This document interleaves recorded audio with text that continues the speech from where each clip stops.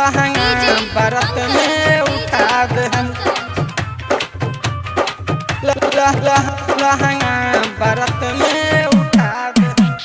नच आइल बारू गोरी बंगाल से जदी नचना गाना के ताल से।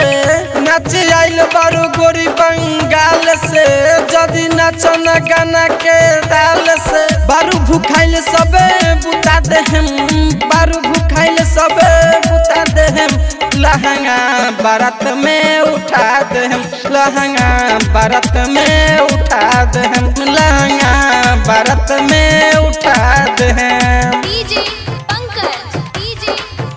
लहंगा बारात में उठा दे हम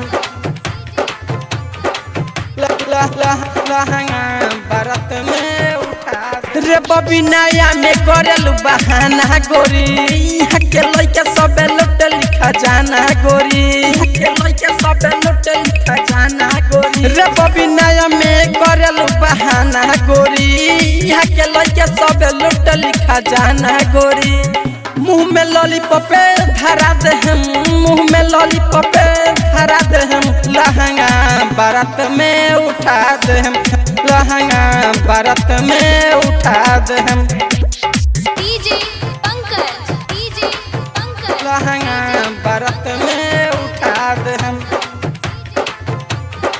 लहंगा बारात में उठा दे हम।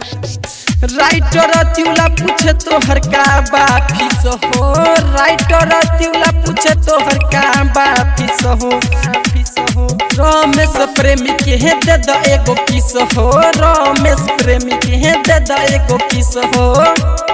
दब के बॉबी तोरे फुला दे हम दब के बॉबी तोरे फुला दे हम लहंगा बारात में उठा दे हम लहंगा बारात में उठा दे हम।